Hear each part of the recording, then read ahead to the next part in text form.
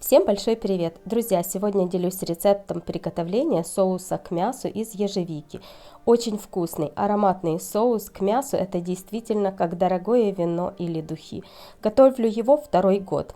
В прошлом году это было ткемали из ежевики по рецепту очень интересного канала «Вкус и аромат Грузии».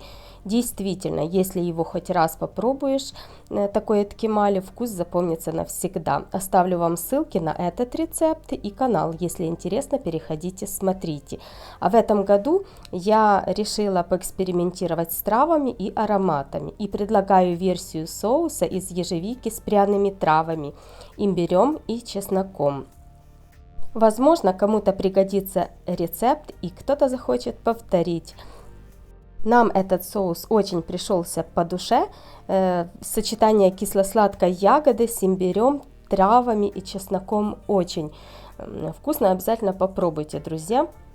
А если у вас растет своя ежевика, то это будет еще и бюджетно. Вот собрали мы ягоды ежевики. Тут 2,5 килограмма ежевики и набор трав. Ежевику я помыла, просушивать ее не надо, потому что мы будем ее все равно варить.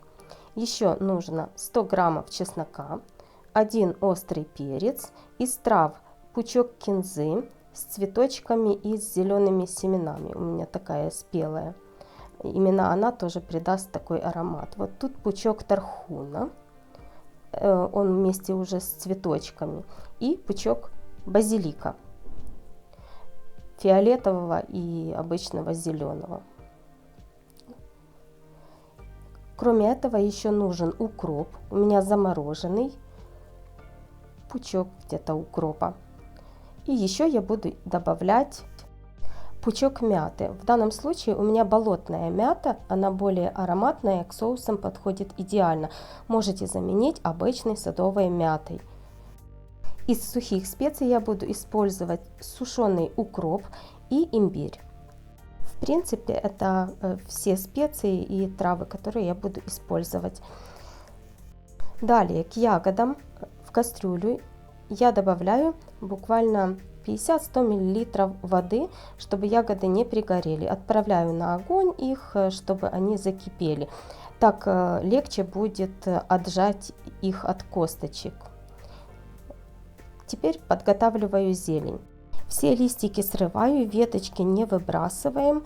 Немного измельчаю ножом. Всю молодую часть зелени надо будет перебить или блендером, или пропустить несколько раз через мясорубку, через мелкое сито, или же в комбайне. Стебельки отставляю в стороны.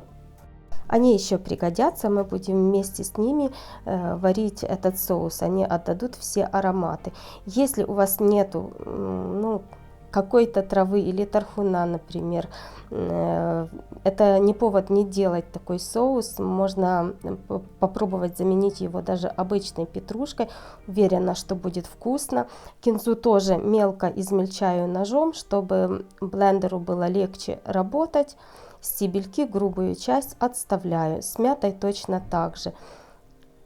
Это болотная мята, амбала еще по-другому называется. Очень хорошо подходит к различным соусам. Очень ароматная, но если тоже ее нету, замените на обычную садовую, но только не перечную. Укроп. Тоже где-то 3 столовых ложки у меня замороженного укропа, сейчас свежего нету. Ягоды закипели, убавляю огонь, буквально 2 минутки их проварю. Когда они проварятся, я их отключу и оставлю в сторону, чтобы немного они остыли. И дальше к зелени буду добавлять острый перец. Так как у меня 2,5 килограмма ягод, то семечки я удалю, а весь стручок просто измельчу, чтобы лучше он измельчился. И дальше всю зелень буду перебивать. Чеснок тоже раздавила на чеснокодавке, 100 граммов чеснока. Веточки связала нитками все. Всю зелень я измельчила сначала в комбайне, а потом погружным блендером. Теперь ягоды немножко остыли. Перетираю их через сито. Хорошо. Отделяю сок. Стараюсь максимально, чтобы ни одна капелька этого сока не пропала. Вот этот жмых такой еще жидкий, поэтому я дополнительно его отожму еще в нескольких слоях марли. Выход из 2,5 килограмм ягод получилось у меня 2 литра сока. Жмых мне не нужен. Отправляю веточки вариться. И теперь, когда сок закипел, 10 минут провариваю. Ну, вы смотрите, чтобы густота этого соуса, чем больше вы будете уваривать, тем меньшее количество у вас его получится. Добавляю зелень, добавляю столовую ложку сахара, столовую ложку соли. Количество соли и сахара пробуем на вкус, потому что ягоды бывают более кислее, более слаще, поэтому регулируем по своему вкусу. Веточки я уже извлекаю оттуда. Добавляю укроп сушеный, 2 чайных ложки. У меня вместе с зелеными семенами он очень такой ароматный. Имбирь с горкой, полная чайная ложка, и чеснок, который я раздавила на чеснокодавке, 100 граммов. Все хорошо перемешиваю и варим еще 5 минут. В конце обязательно пробую на соль, на сахар.